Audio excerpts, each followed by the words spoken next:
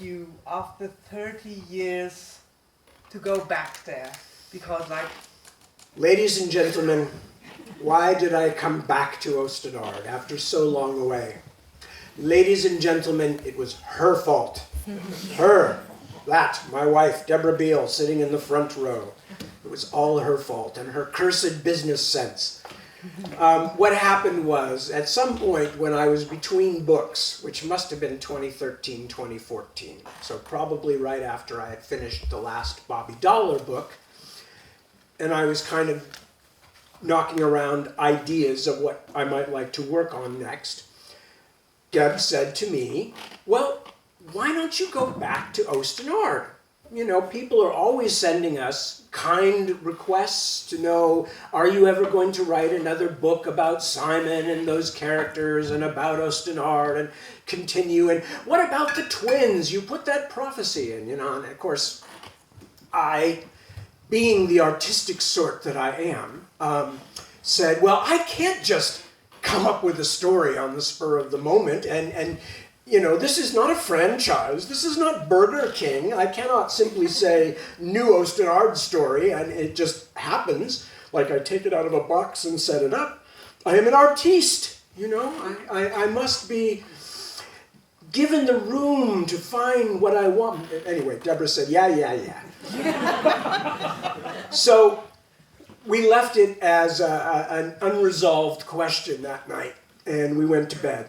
And I'm always up later than Deborah, so I'm lying there in bed, and I'm thinking, she just does not understand me. I thought after all these years, she would understand, you know, how strongly artistic I am, and how I cannot simply just produce a story on demand. And after all, and now this was actually true, this part, I was actually thinking, you know, I'm so much different than the person who wrote those books. I mean, you know, I still have the same name on my driver's license and things like that, and I didn't have much hair even back then, but I definitely am not the same. I mean, since then I got divorced, I moved to London, Deborah and I got married, we've had children, I'm approaching my 40th year in the book business. You know, my first book was published in 1985. I know, it's terrifying, isn't it?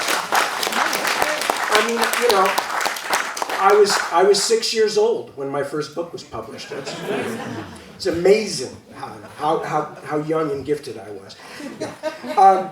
But anyway, so I'm lying there saying, you know, I'm not the same person. I could not possibly do the same kind of a thing.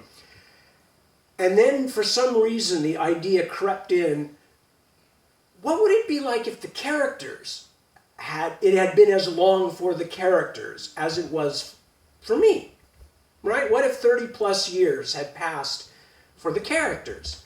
Because so often in these kinds of things, we end on happily ever after, and we never go back to it to see, was it really happily? What actually happens? Because after the adventures, you still have to have real life. After the honeymoon, you still have to figure out who sleeps on which side of the bed and who leaves the cap off the milk, and, you know, all those kinds of real life things.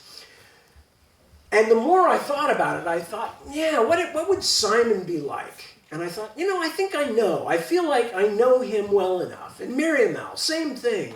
And Binnebik. And before very long, I'm thinking my way through, you know, what would have happened in Oosternaard? What would have happened to the body politic, to the kingdom, to all the characters, old and young, and who else would have come along? Simon and Miriamel, would they have had children, etc.? Anyway, suffice it to say, but that by the morning I had to come kind of limping out, kind of like Gollum, you know, kind of out to my wife and say, I'm really sorry, I guess I'm writing another Oosternaard novel. And to her credit, Deborah just merely said, I told you so. Actually, she didn't. She was much nicer than that. And here we are, you know, almost done with another 4-book trilogy. It's astonishing, isn't it? God help me. Yes, another 4-book trilogy. Just go ahead, stick the needle in. Go ahead. Everybody loves that. Yes. No, I cannot. I am physically, mentally, emotionally, and spiritually incapable most of the time of writing a book as long or short as I claim it's going to be at the beginning. But it's because I'm an optimist. Yeah, I'm an optimist. I don't want to start out with a pessimistic idea of saying, all right, I'll just call it 9 volumes to begin with, and then when it's only 5 or 6, everybody will forgive me. No, I want to start out with the idea that this time will be different. Do you guys, some of you I know that the American comic strip Peanuts? Yeah? Okay. Well, Lucy, the football, Charlie Brown, right here, every single time I'm saying, she won't do it to me this time. I have faith. I believe it. And then, of course, I'm lying on my back, and Lucy is laughing at me again. Yeah, trilogy. Anyway, so, yes. All right, go ahead. Keep sticking the needle. What about your other, especially in Germany, even more famous trilogy, Otherland? There are news to share about Otherland, I know. Yes, and we will in just a moment. But in my own defense, I have to say that when I started to write the Otherland books, I said, this feels like a trilogy. Therefore, I will call it 4 books to begin with. And it worked. You did? I didn't yes, know. I did. I thought it's got to be, it feels like a trilogy. And I went, I'll hedge my bets, as we say, and I'll call it 4 books. And that's how it worked out. Yes, the nice thing to tell about Otherland, or at least so far nice, is that we actually are working with some people with the idea of turning it into a television series. We've been able to announce it, which is why I can now talk about it, because the conversation began before the pandemic. So we had to sit on our hands and not say anything while everything ground to a halt for year after year after year. And to be completely honest with you, we never count on anything actually happening. When Otherland came out in Germany, and it was being treated very well and had a lot of attention, and I was getting magazine articles and all kinds of things about it, my publisher introduced me to a man in Köln. We were in Köln, and he said, I want to make a radio play, a really long radio play out of these books. And I said, sure, sounds great. Let me know if anything ever happens with it, because that was my experience. Everybody wants to do something. Everybody says, oh, I'd love to turn this into this. Here's my agent's number, here's my this, here's my that. But that was the one time that it really happened. That was Walter Adler, and he did the longest radio play, I believe, in German radio history. And it was a brilliant job, I thought, too. Really, really good. So sometimes things do happen. And this one it's moving forward. But we never count on anything for certain. So I'm not going to talk it up and say what my ideas are. We are hoping, if it happens, it would be a season per book. So, we'd go in looking for at least 4 seasons. Beyond that, the people who have signed on so far are some people who are involved with The Witcher and Wheel of Time. So they at least have some background. These are not, people we found in front of the bus station or something. Said, hi, you want to be in the film business? No, not that. So, but that's the nice piece of news. Because people are always saying, why haven't they made anything out of your books? Why haven't there been any TV shows or movies? And it's because all of Hollywood is in a conspiracy against me. I just thought I should tell you that. So that's like something you can take home with you and go, did you know that all of Hollywood is in a conspiracy against Tad Williams? Because it's true. No, I don't know. My books are really long. I think that's part of it. And to be honest with you, nobody who greenlights projects in Hollywood reads. Seriously, they do not. They have people who read for them. But even the people who read for them look at my books and turn pale and fluttery as a Victorian woman, fanning herself. Oh, my stars, So we shall see what we shall see in the future. But I have hope, so fingers crossed. Yeah, and especially after Game of Thrones, one might think that long stories do not frighten people in the film industry as much as they did before, right? Especially long stories that have already been finished.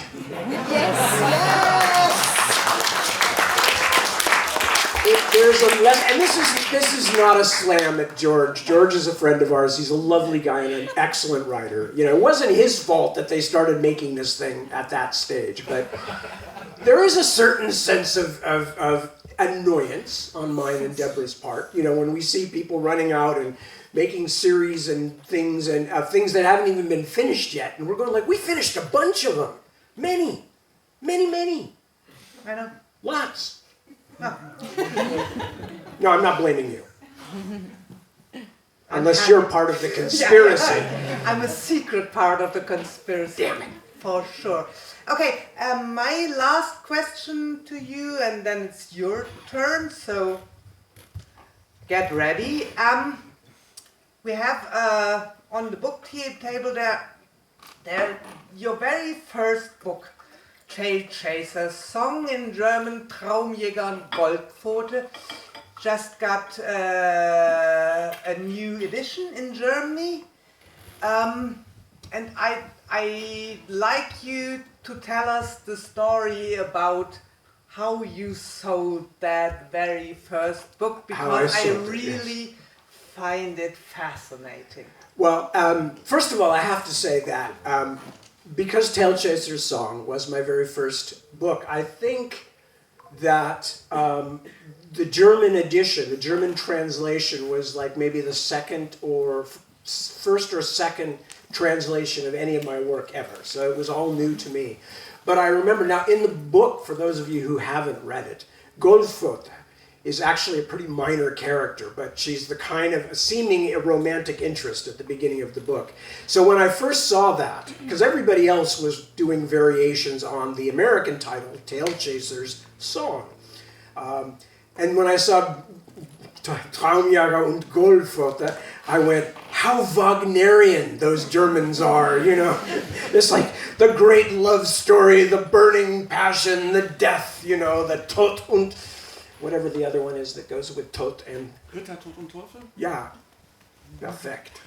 But so, yeah, I was very amused by that when I first saw it, because it doesn't, and Dream Hunter doesn't really describe Tail Chaser too well either, but that's okay, because the book has been received very well here over the years. So that's all I really care about. It's really nice to make new readers, and it's really nice to know that this little imaginary cat has been out running around the world in my name for many, many, many years.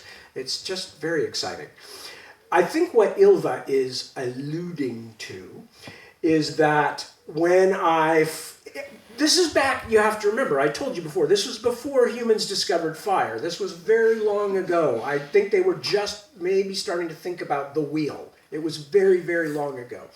And in those days, of course, they had a whole lot of different rules because all manuscripts were mailed in a box, and you could only send to one publisher at a time. And you had to sit patiently until they responded to you, because even if they took months and months, you were not allowed to send your manuscript out to another publisher in the interim. You could only send to one publisher at a time. At least that's what I was told. So I sent it to the first publisher. I was not on the inside of the publishing world. I didn't know anything about it. I didn't go to conventions. I didn't talk to other writers. I was just trying to figure it out for myself. So I'd written this book because I was living with cats for the first time in my life, and I was shocked at the ridiculous bargain that cats had made with humans, which does not seem to benefit humans all that much. Certainly it's good for the cats. But without going into that story, because I've told it many times, I sent my book that I had written in my spare time at night off to the first person I had got from the bookstore. I went, who are the people who published the good fantasy novels? Sent one off to them, got it back so quickly, I think it actually beat me home from the post office. It was incredibly fast. They had they had a note on it. I actually wrote back to them because they said basically, we don't do this, this isn't for us, et cetera, et cetera. And it had come back to me so quickly that I wrote to that publishing company in my naivete and said, are you sure anybody actually read this? Just asking, right? And they were very miffy with me about this. And one of the things they said is, we don't publish animal fiction. This is a fantasy and science fiction company. We don't publish animal fiction. If it was a bestseller, we would make an exception maybe, but no, thank you. So a couple of years later, when Tail Chaser Song did in fact make the bestseller list, I very politely and without any vindictiveness took the review, the bestseller list, took the bestseller list, tied it to a brick and threw it through their window, but nicely, with a great deal of calm. Anyway, so that was the first one, and I literally did. I got it back. They literally sent it out the same day it came in, just right back out in the outbox. So then I sent it to the publishers who became and still are my American publishers, which is Daw Books. What I did not know at the time was that they were a small, mostly family publishing company. Now they were connected, and still are connected to bigger corporate entities so that they have a sales force and all this stuff. But they were actually quite small in and of themselves, and the books were only read by about 2 or 3 people. So I sent it off to them because they were the second on my list, and weeks went by, and then months, and I didn't hear anything from them. And I began to get really tense and upset because, as I said, you can't send it out to anybody else. And they hadn't rejected it. It wasn't like I could go, oh, okay, and move on to the next on my list. So finally, in a fit of concern and worry, I don't remember if I phoned them or if I wrote them a letter, but I got in touch with them and I said, hi, I sent a manuscript in to you called Tail Chaser Song. My name is Tad Williams. Out here in California, we have had terrible floods, and my cellar has become my basement has become completely flooded, and my only copy of the manuscript was ruined.